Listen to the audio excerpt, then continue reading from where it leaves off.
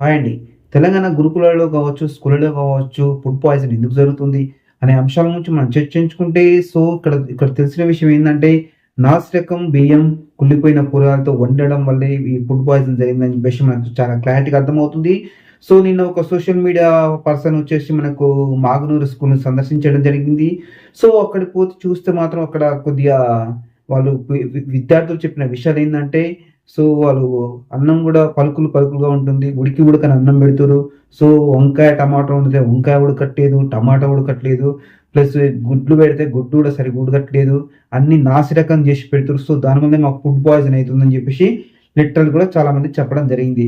మరి వీళ్ళు ఇంత ధైర్యంగా చెప్పారు లిటరల్లీ. కానీ ఇదే విషయం అని చెప్పేసి వీళ్ళు మంత్రులు గావచ్చు, ఎమ్మెల్యేలు గావచ్చు, వాళ్ళు చెప్పిన విషయం ఏందంటే, బయట నుంచి కుర్కురేలు, బిస్కెట్లు అవి తినడం వల్ల ఫుడ్ పాయిజన్ అని చెప్పేసి వాళ్ళు చెప్తుర్రు. కొంతమంది ఏం చేస్తుర్రు, బయట నుంచి తినుబండారాలు తీసుకొచ్చుకుర్రు, తినరు అందుకే అని చెప్పేసి ఇంకా కొంతమంది చెప్తుర్రు.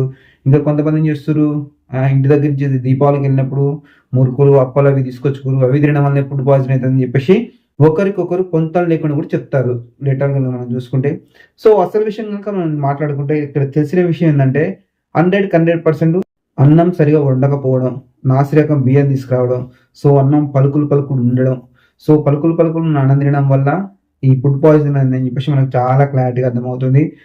దీన్ని ప్రభుత్వం వాళ్ళు ఇంకొక హైలైట్ విషయం ఏందంటే, ఇది కూడా బీఆర్ఎస్ వాళ్ళే చేపిస్తుర్రు. దీంట్లో కొంతమంది అల్లరి మూకలొచ్చేసి ఇది చేపిస్తున్నారని కూడా లిటరల్లీ మనకు సీతక్క చెప్పడం జరిగింది.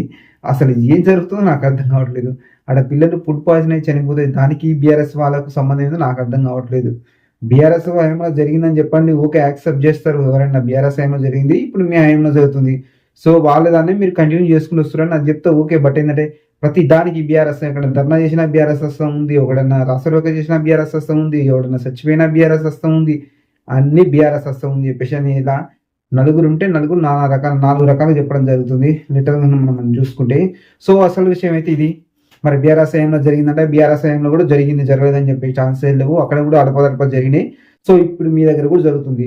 కాకపోతే ఇక్కడ ఏం జరుగుతుందంటే అక్కడ వాళ్ళు ప్రజల్ని పట్టించుకోవట్లేదు, విద్యార్థులను పట్టించుకోవట్లేదు, ఏదో చేయట్లేదని చెప్పేసి వాళ్ళని ఓడించడం జరిగింది. ఇప్పుడు కూడా మిమ్మల్ని తీసుకురావడం జరిగింది. మీరు కూడా సేమ్ టు సేమ్ కంటిన్యూ అయితే వాళ్ళకి మీకు పెద్ద తేడా అని చెప్పేసి చాలా మంది కూడా మాట్లాడడం జరుగుతుంది.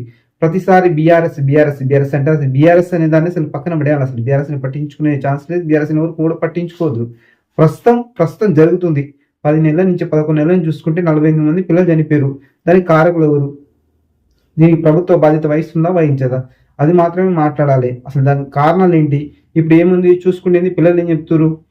ఉడకని అన్నం పెడుతుర్రు. బియ్యం ఉంటుంది అన్నం. అన్నం పలుకులు పలుకులు ఉంటుంది. కూరగాయలు కూడా కోయట్లేదు. కోసినా కూడా అవి సరిగ్గా ఉడకట్లేదు. సగం ఉడకని కూరగాయలు ఇస్తే ఎలా ఉంటది? దానివల్లనే వాంతులు, విరేచనాలు అవుతున్నాయని చెప్పేసి కూడా వాళ్ళు చెప్పడం జరిగింది. మరి దీన్ని కప్పిపుచ్చుకునేందుకు కురుకురేలు తెచ్చుకుర్రు, తిన్నరు అని చెప్పేసి వాళ్ళు అధికార పార్టీ వాళ్ళు చెప్పడం జరుగుతుంది. ఇదే విషయమై కూడా మనకు వెళ్ళిన సోషల్ మీడియా పర్సన్ అడిగితే అలాంటిది ఏమి ఉండదు. ఒక్కసారి ఇంటి అయితే బయటికెళ్ళే ఛాన్సే లేదని చెప్పేసి కూడా చెప్తున్నారు అక్కడ పిల్లలు చూసుకుంటే. అక్కడ చూసుకుంటే చాలా దారుణంగా ఉన్నది. అయితే ఇక్కడ ఏం జరుగుతుందంటే కావాలని ఉద్దేశపూర్వకంగానే మాట్లాడుతుంటే మనకు అర్థమవుతుంది చూసుకుంటే గనక. వీళ్ళేందంటే కొద్దిగా అధికార పక్షం వాళ్ళు ఏం మాట్లాడుతుర్రు, ప్రభుత్వం మీద ఎటువంటి నింద పడకూడదు, ఎటువంటి ఇబ్బంది కలగకూడదు అని చెప్పేసి తప్పించుకునే ప్రయత్నం చేస్తున్నట్టు మనకు అర్థమవుతుంది. లిటరల్‌గా చూసుకుంటే అదే జరుగుతుంది 100%. కాకపోతే ఏందంటే ఇక్కడ కురుకురేలు తిన్నరు, మురుకులు తిన్నరు, అప్పాలు తిన్నరు. అప్పాలు తింటేనే వచ్చింది. అరే అప్పాలు తింటే రావడం ఇది. ఇన్ని సంవత్సరాల నుంచి ఎవరు తినట్లేదా? మురుకులు, అప్పాలు ఎవరు తినట్లేదా? ఎవరికైనా అయితుందా ఫుడ్ పాయిజన్ ఎందుకైతది? మీరు సరిగ్గా అన్నం వండకపోవడం వల్ల అయితది. ఫుడ్ పాయిజన్ ఎందుకైతది? మీరు నాసిరకం బియ్యం తీసుకొచ్చుకొని వస్తుర్రు. దానివల్ల స్మెల్ వస్తుంది. అందువల్ల అయితుంది ఫుడ్ పాయిజన్. ఫుడ్ పాయిజన్ ఎందుకు అవుతుంది? ఎగ్ వండితే ఎగ్ సరిగ్గా ఉడకపోవడం వస్తుంది. ఫుడ్ పాయిజన్ ఎందుకు జరుగుతుంది? మీరు వంకాయ, బెండకాయ, కాకరకాయలు కూర సరిగ్గా వండి పెట్టకపోవడం వల్ల వస్తుంది. దీనివల్ల ఫుడ్ పాయిజన్ వస్తుంది. అంతేగాని చెప్పేసి మీరు మురుకులు తినరు, అప్పాలు తినరు, చెకోలు తినరు, వాటి వల్ల ఎట్టి పరిస్థితుల్లో ఫుడ్ పాయిజన్ కాదది. అది వాళ్ళు ఆల్రెడీ వాళ్ళు మొత్తం ల్యాబ్‌లో చెక్ చేసి పంపిస్తారు. కానీ మీ లెక్క కాదు కదా! మీరేముంది అసలు ఏం ఏం పెడుతుర్రో కూడా తెలియట్లేదు. అప్పుడెప్పుడో జరిగితే 1 మంత్ క్రితం ఫుడ్ శాంపిల్స్ ఇస్తే అసలు వాళ్ళు చూసిన దాఖలాలు లేవు. దాని గురించి రిపోర్ట్ వచ్చిన దాఖలాలు కూడా లేవు. చూసుకుంటే గనక అదే జరుగుతుంది. ఇప్పుడొచ్చేసి మళ్ళీ జరిగితే ఇప్పుడు ఒక్క నెలలో 3 సార్లు జరిగింది. అదే మాగునూరు స్కూల్‌లో 60 మందికి అస్వస్థతకు గురైపోయారు ఫుడ్ పాయిజన్ అయ్యి. ఏంది పరిస్థితి? ఇంత నిర్లక్ష్యం మళ్ళీ చూసుకుంటేది వాళ్ళకి ఆల్రెడీ హెల్త్ క్యాంప్ పెట్టినట్టు. అంటే ఇంతకుముందు జరిగింది కదా, మళ్ళీ కూడా జరుగుతుందని చెప్పేసి ముందు జాగ్రత్తగా మేము హెల్త్ క్యాంప్ పెడతామని చెప్పేసి హెల్త్ క్యాంప్ పెట్టిరన్నట్టు. చాలా మంది కూడా అడగడం జరిగింది. అడిగితే ఇక్కడ మామూలు అసలు ఒక్కొక్కరు ఒక్కోలా చెప్తున్నారు క్లారిటీగా. చూద్దాం మరి ఇక వాళ్ళు బీఆర్ఎస్ వాళ్ళు తప్పు చేసిరని ప్రతి ఒక్క దాంట్లో బీఆర్ఎస్ వాళ్ళను ఇన్వాల్వ్ చేయడం తప్పించేసి వీళ్ళు చేసింది ఏం లేదని చెప్పేసి మనకు చాలా క్లారిటీగా అర్థమవుతుంది. ఎవరు బీఆర్ఎస్ వాళ్ళు చేసినా, కాంగ్రెస్ వాళ్ళు చేసినా, ఎవరు చేసినా కూడా విద్యార్థులు ఇబ్బంది పడుతున్నారు, విద్యార్థులు చనిపోతున్నారు, మీ ఫుడ్ తినలేక, మీ మధ్యాహ్నం భోజనం చేయలేక చచ్చిపోతున్నారు. ఇంకొక దారుణమైన విషయం ఏంటంటే వాళ్ళు ఫుడ్ లంచ్ బాక్స్ కూడా తెచ్చుకునే అవకాశం లేదంట, ఆడ ఎలా లేదంట అని చెప్పేసి వాళ్ళు చెప్పడం జరుగుతుంది. ఎందుకంటే ఇప్పుడు వీళ్ళు పెట్టిన ఫుడ్ నచ్చట్లేదు అంటే నచ్చలేదు బాబు తిను, మా ఇంటి దగ్గర నుంచి మా వాళ్ళు నేను ఫుడ్ పట్టుకొచ్చుకుని అట్లా పట్టుకొచ్చుకుందని వీళ్ళు, మీరు సచ్చినట్టు ఇదే తినాలని చెప్పేసి అదే పెడతారు, అదే తింటారు, మళ్ళీ అదే హాస్పిటల్ పాలవుతారు. ఇప్పుడు వీళ్ళు వండుతారు ఫుడ్, వాళ్ళకి నచ్చట్లేదు, సార్ చెప్పిరు ఇంట్లో, అమ్మ మన బాక్స్ మనం పట్టుకోపోదాం, వాళ్ళు పెట్టేది నచ్చట్లేదంటే సరే అని చెప్పేసి పంపిస్తే అయిపోతుంది. బట్ ఇక్కడ అలా జరగట్లేదు. మీరు ఎట్టి పరిస్థితులు ఇదే తిని తీరాల్సిందే. ఇక్కడే తిని తీరాలని చెప్తున్నారు. అక్కడ తిన్న వాళ్ళందరికీ ఫుడ్ పాయిజన్ అవుతుంది, వాళ్ళ హెల్త్ అంతా ఖరాబ్ అయిపోతుంది, హాస్పిటల్లో ఉంటారు. ఏంది పరిస్థితి? ఇప్పుడు మీరు మధ్యాహ్నం భోజనం సరిగా పెట్టట్లేదు, ఓకే, వాళ్ళకి నచ్చలేదు, వాళ్ళు నచ్చకుండా వాళ్ళు తెచ్చుకుంటారు, మీరు వద్దని మీరెవరు? మరి ఇంత దారుణంగా అయితే ఎలా అసలు, అది కూడా గవర్నమెంట్ స్కూల్లో చూసుకుంటే మాత్రం సగానికి సగం స్ట్రెంత్ పడిపోయింది. ఒక 700 మంది ఉండే పిల్లలు 300 మంది 400 మంది వచ్చారు. 200 మంది ఎందుకు రాలేదంటే ఈ భయపడారు, ఫుడ్ పాయిజన్ అవుతుందేమో, మళ్ళీ ఏమైనా పెడతారేమో, మళ్ళీ ఇదో అని చెప్పేసి వాళ్ళు భయపడి రావట్లేదు. అంటే మీ వల్ల 200 మంది స్ట్రెంత్ తగ్గిపోయింది. కాబట్టి ఇకనైనా కూడా సొయ్యి తెచ్చుకొని అధికారులు కావచ్చు, ఎవరైనా కూడా కావచ్చు, పిల్లల జీవితాలతో ఎవరు కూడా ఆడుకోకూడదు. అది 100% కరెక్ట్ కాదు. ఎందుకంటే నేటి బాలలే రేపటి బావి పౌరులు అంటారు. అలాంటి బావి పౌరులో చూసుకుంటే శైలజ అమ్మాయిని నిర్దాక్షిణ్యంగా, ఇది ప్రభుత్వ హత్య అని చెప్పేసి మనం క్లారిటీగా మాట్లాడుకోవచ్చు. ప్రభుత్వ అధికారుల నిర్లక్ష్యం వల్లే అమ్మాయి చనిపోయింది.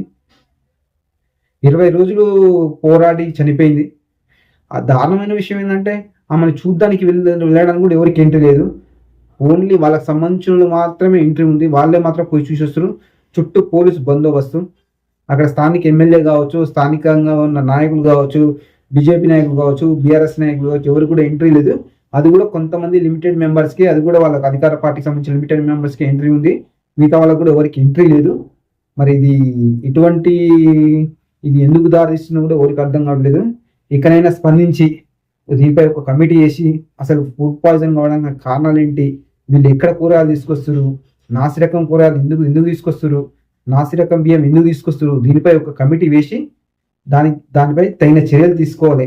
అట్లయితేనే విద్యార్థుల మరణాలు ఆగుతాయి, విద్యార్థుల ఫుడ్ పాయిజన్ కావడం కూడా ఆగుతుంది. అంటే ప్రతిపక్షాలు చేసినాయి, పోయినసారి వాళ్ళు చేసిరు, ఇంతకుముందు బీఆర్ఎస్ హయాంలో కాలేదా, అవన్నీ వేస్ట్ ముచ్చట్లు. బీఆర్ఎస్ హయాంలో అయిందా కాలేదా, ఆయన ఏమైనా తప్పు చేసిందా ఉప్పు చేసిందా కాదు. ప్రభుత్వం ప్రజల్లో వ్యతిరేక వచ్చేసి బీఆర్ఎస్ పార్టీని తీసి పక్కన పడేయడం జరిగింది. అసలు బీఆర్ఎస్ పార్టీ గురించి మనం మాట్లాడుకోవద్దు. ప్రజెంట్ ఎవరు మాట్లాడిన అధికార పార్టీ గురించి, ఎంతో ఏరుకోరు తెచ్చుకున్న పార్టీ కాబట్టి సో ప్రజలు ఇబ్బంది పడవద్దు. విద్యార్థులు కానీ నిరుద్యోగులు కానీ ఎవరిని కూడా ఇబ్బంది పెట్టవద్దు. ఎందుకంటే ఏరుకోరు తెచ్చుకున్న పార్టీ, కాళ్ళ ఎల్లబడి కంకణం కట్టుకొని మరి బీఆర్ఎస్ని ఓడించిన వాళ్ళు కాబట్టి వాళ్ళ కోసమైనా చేయాల్సి ఉంటుంది 100%. ఇప్పుడు నిరుద్యోగులు, ఇప్పుడు వీళ్ళు గురుకులాల్లో కావచ్చు, ఇక్కడ మధ్యాహ్నం స్కూళ్ళలో కూడా కావచ్చు, సో వాళ్ళు కష్టపడి 10 సంవత్సరాలు కేసీఆర్ చేసిందని కూడా వద్దనుకుని రేవంత్ రెడ్డి వస్తే చాలా బాగుంటుంది రాష్ట్రం అని చెప్పేసి ఏరుకోరి తెచ్చుకున్నారు. కాబట్టి ఏరుకోరి తెచ్చుకున్న రాష్ట్రం ఎటువంటి ఇబ్బందులు ఉండొద్దు అన్నదే నా యొక్క విన్నపం. అంతేగాని చెప్పేసి మనకు అక్కడ వ్యక్తిగతంగా మాట్లాడే అవకాశం ఏం లేదు. సో అది బీఆర్ఎస్ ప్రభుత్వం జరిగినాయి అనుకోవచ్చు, అడపదడ మాత్రం జరగలేదని చెప్పడానికి ఎటువంటి ఆస్కారం లేదు. సో వాళ్ళ ఆయంలో జరిగినాయి, మీ ఆయంలో కూడా జరిగినాయి, వాళ్ళకి పెద్ద తేడా ఏమని చెప్పేసి మనం మాట్లాడుకోవచ్చు. కాబట్టి ఇకనైనా స్పందించేసి ఇకనైనా దీనిపై ఒక కమిటీ వేసి ఇక పై రోజుల్లో కూడా ఇలా జరగకుండా చూసుకోవాలని చెప్పేసి, ఇక ముందు రోజుల్లో కూడా ఇలాంటి ఫుడ్ పాయిజన్ కేసులు రాకుండా చూసుకోవాలని చెప్పేసి మనం మనస్ఫూర్తిగా కోరుకుందాం. చూద్దాం మరి ఇకనైనా కూడా మరి మారుతారు, అధికారులు మారుతారు, ఏమవుతుందో కూడా మనం వేచి చూడాలి. Okay, thank you.